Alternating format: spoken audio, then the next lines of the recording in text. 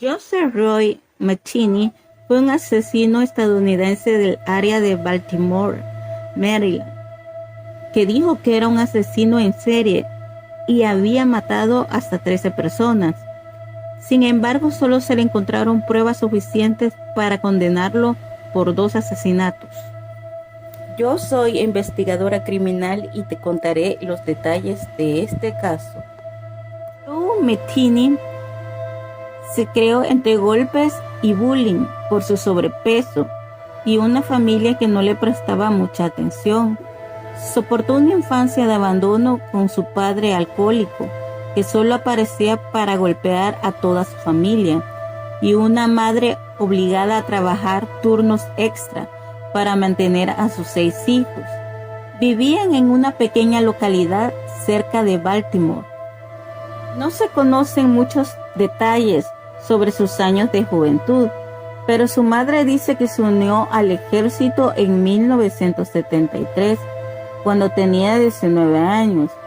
Después de eso perdieron el contacto, simplemente se mantuvo a la deriva.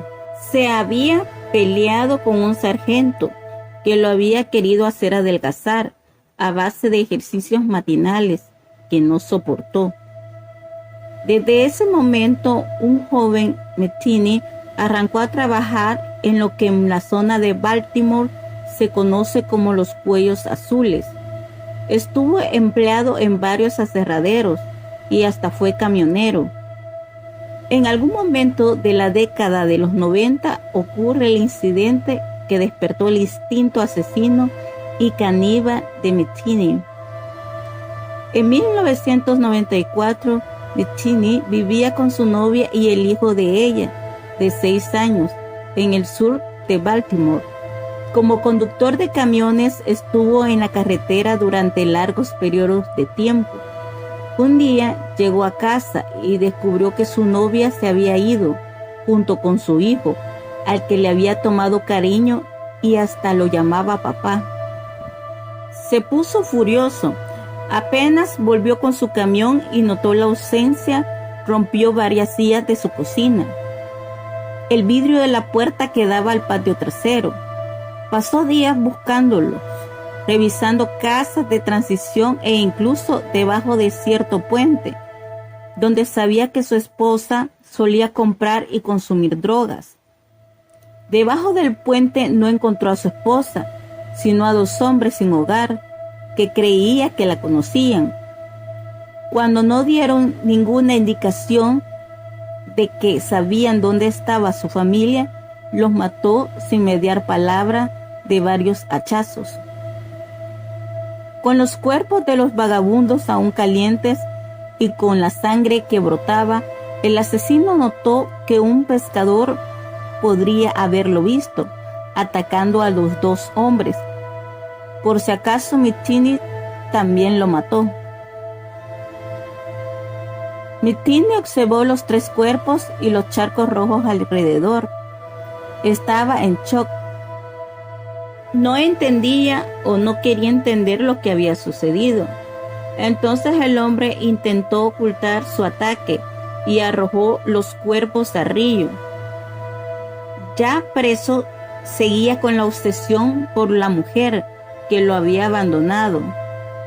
Un tiempo después descubrí que mi chica se había mudado al otro lado de la ciudad de Baltimore con un imbécil que le hacía vender su cuerpo por drogas. Fueron detenidos por la policía y les quitaron al niño por negligencia y abuso infantil. Pese a sus intentos por ocultar los crímenes, la policía enseguida dio con McKinney como principal sospechoso. Fue detenido y pasó 1 año y medio en la cárcel del condado en espera del juicio. Sin embargo, el asesino fue absuelto de todos los cargos, ya que la policía nunca pudo encontrar los cuerpos. Sin evidencias, el juez decidió liberarlo. Poco después de ser liberado, McKinney asesinó a 2 trabajadoras sexuales cuando no le proporcionaron información sobre su novia desaparecida. Esta vez tuvo una mejor idea para deshacerse de sus cuerpos. En lugar de arrojarlos al río, Mettini llevó los cuerpos a su casa. Ahí los desmembró, almacenó las partes más carnosas en su hielera, en recipientes que había comprado en el supermercado de su barrio. Lo que no pudo guardar refrigerado lo enterró en un lote de camiones propiedad de la empresa donde él trabajaba. Durante los siguientes fines de semana, mezcló los cuerpos de sus víctimas con carne de vaca y cerdo picada que había comprado en la carnicería. Así armó sus hamburguesas. Fue con una parrilla portátil al costado de la ruta en las afueras de Baltimore y las vendía a los viajeros que pasaban. Nadie dudaba de la procedencia de la carne, ni por un segundo. Así paraban camioneros y automovilistas que compraban el sándwich que les ofrecía Mettini, sin saber que estaban comiendo trozos de carne humana. De esta manera, el asesino descartaba el cuerpo de las prostitutas que había masacrado. Cada vez que necesitaba más carne especial, Mettini simplemente se aventuraba y buscaba otra trabajadora sexual o un vagabundo. Más tarde le dijo a la policía que no recibió quejas sobre el sabor de la carne.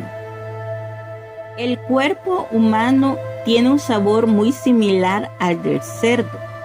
Se defendió durante su declaración ante la policía. Si los mezclas bien y les agregas condimentos como hierbas, nadie puede notar la diferencia.